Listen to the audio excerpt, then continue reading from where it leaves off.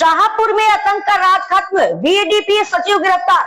कछार जिले के शाहपुर गांव में आगजनी, धमकी भरे पत्र और पीएचई प्लांट में जहर रखकर दहशत फैलाने के आरोप में बीडीपी सचिव अकरम अंसारी व उसके सहयोगी जहीरुल को पुलिस ने गिरफ्तार किया। पंचायत चुनाव के बाद से सांप्रदायिक दंगे की साजिश और कई आपराधिक घटनाओं में उनकी संलिप्तता उजागर हुई। गिरफ्तार से गांव में राहत मिली है।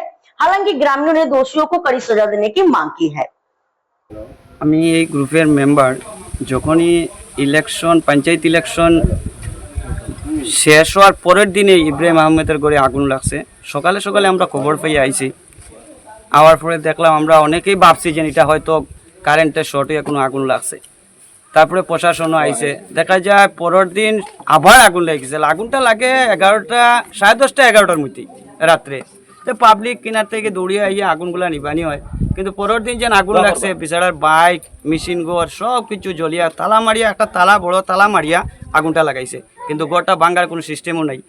তারপরে বাইকুক সব কিছু জ্বলিয়া সারখার। এরপরে ডিলারের চাউল আছে, ডিলারের চাউলও জ্বলছে, অনেক চাউল জ্বলছে।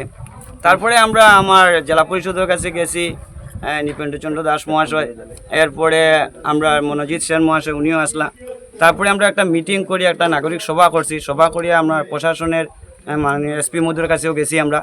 তো আমরা আবার এসপি মহোদয়ের কথা ইয়া আমরা একটা মিটিং ডাকছি পুরো সমস্ত গ্রাম নিয়ে মিটিং ডাকার পরে এখানে জহিরুল নামে যারা সন্দেহ করা হয়েছিল তার বাবারে আনা হয়েছে। তার বাবা এক সপ্তাহ পরে যেটা আনিয়া তার ছেলেরে আমরা কাছে হাজির করছে, ছেলেও স্বীকার পাইছে। আমারও ফোন করিয়া কইছে যে চিঠি পাইছি বা বিষের বোতল পাইছি, খালি বিষের বোতল, বুঝলেন। এরপরে তো আমরা সহযোগে সবে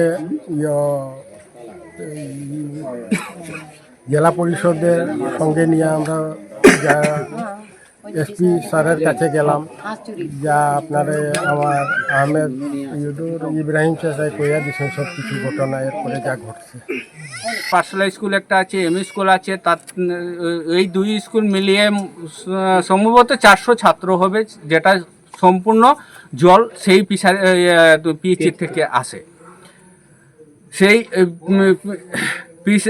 সেই পিএইচিতে সে বিষ ঢেলে দেবে যদি তাকে টাকা না দেওয়া হয়। তো এইরকম কুখ্যাত আতঙ্কিকে এখন প্রশাসন ধরে পাকড়াও করেছে। তার জন্য আমরা প্রশাসনকে ধন্যবাদ জ্ঞাপন করছি।